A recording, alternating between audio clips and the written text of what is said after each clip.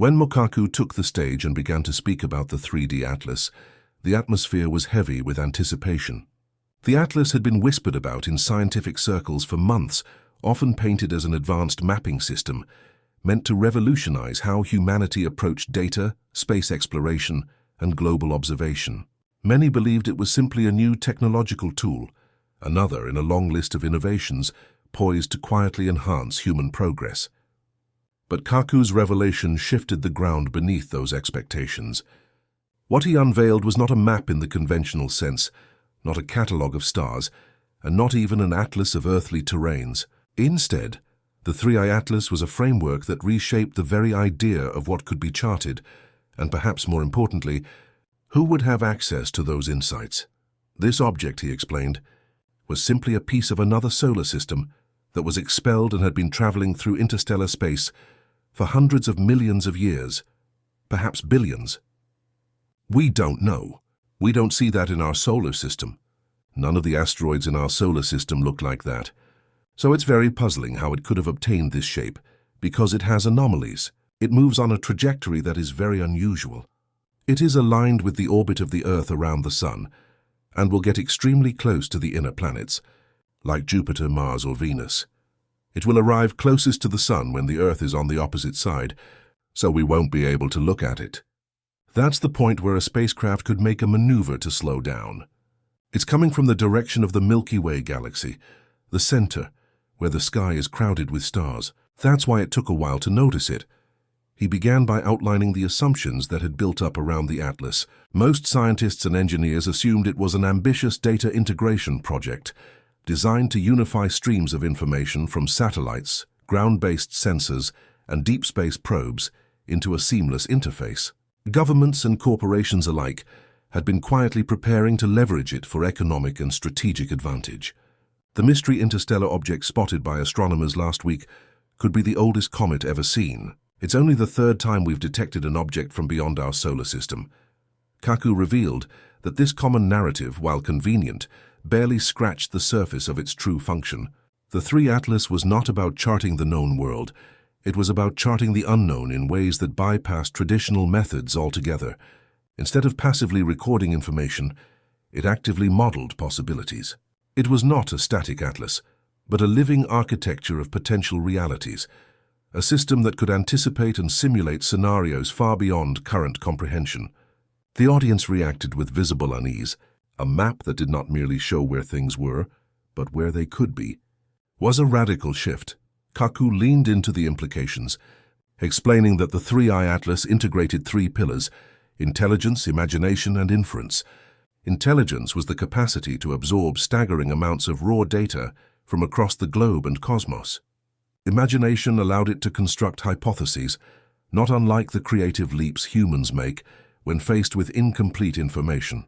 Inference was the final stage, where the system tested the plausibility of those hypotheses against physical and mathematical laws. The result was a self-correcting, adaptive atlas, not of places already fixed, but of possibilities unfolding.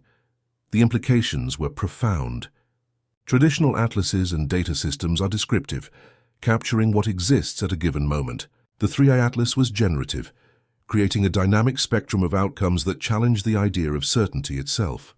This meant predictions of environmental collapse or technological breakthroughs would no longer be vague projections, but fully fleshed-out models one could explore as if they were already real. Kaku made it clear this was not science fiction, but the natural consequence of accelerating computation and quantum-level modeling. Where others saw data points, the Atlas saw futures. One of the most startling aspects Kaku addressed was how the 3i Atlas blurred boundaries between science and philosophy. If humanity could explore a range of possible futures as though they were mapped terrains, the question of choice became central. Which path would be pursued, and who would decide? This was not simply a tool for scientists.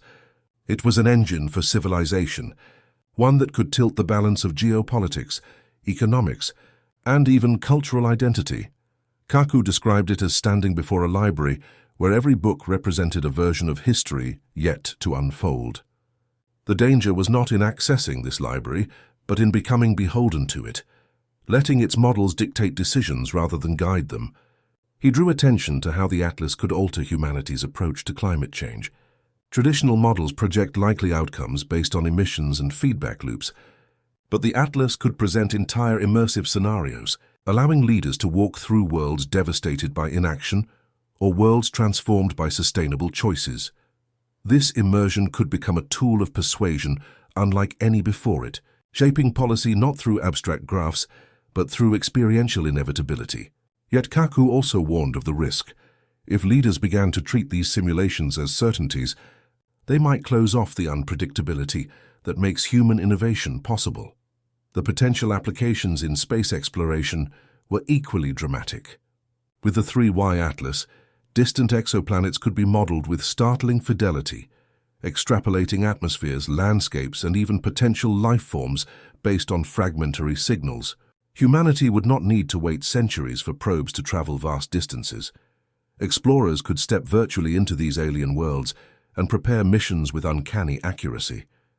The Atlas was, in effect, a preemptive voyage, one that collapsed the time lag between curiosity and discovery. But Kaku's emphasis was not on triumph, it was on caution. Such predictive immersion could breed overconfidence, a belief that modeled worlds were identical to real ones, leading to perilous underestimations when reality diverged. Perhaps the most unsettling revelation Kaku shared was that the Atlas had already been tested in ways most people were unaware of. He described experiments where it simulated global economic shifts, predicting ripple effects with chilling precision. Entire strategies were altered based on its output. In some cases, nations quietly adjusted policy long before the public knew why. The Atlas had, in effect, begun shaping the present through its visions of the future. This confirmed that it was not just a scientific tool but a political force already influencing the course of events. Kaku's tone alternated between awe and warning. He reminded his listeners that every great leap in human capability, from the printing press to nuclear energy, came with unforeseen consequences. The 3 Atlas was no different, except that its scope extended into the fabric of possibility itself. By redefining what could be known and anticipated, it risked eroding the very spontaneity of human decision-making. If everything felt pre-mapped, would humanity still take risks, or would it retreat into the comfort of probability? He reflected on the cultural and existential dimensions. The Atlas's ability to model possible futures raised unsettling questions about free will. If people could see the paths that lay ahead, how would it affect their sense of agency? Would individuals still believe in shaping their destinies, or would they resign themselves to paths that seemed inevitable? Kaku painted a picture of a society split between those who embraced the Atlas as an oracle and those who resisted it, clinging to the unpredictability of life as the last bastion of human authenticity. As the revelations unfolded, it became clear that the 3 Atlas was not what people thought it was, because it was not bound to the category of a tool at all. It was closer to an ecosystem, a mirror not of the present but of the possible. Its purpose was not to serve as a guide to what is, but to challenge assumptions about what could be. Kaku emphasized that humanity stood at a crossroads, with a choice to treat the Atlas as either a compass or a cage. Its transformative potential was undeniable, but so was its capacity to distort. The scientific community, he noted, was already divided. Some saw it as the dawn of a new era in predictive modeling, a leap toward solving crises that had eluded humanity for generations. Others feared it was the beginning of a new form of determinism, one that could entrench power among those who controlled access to its simulations.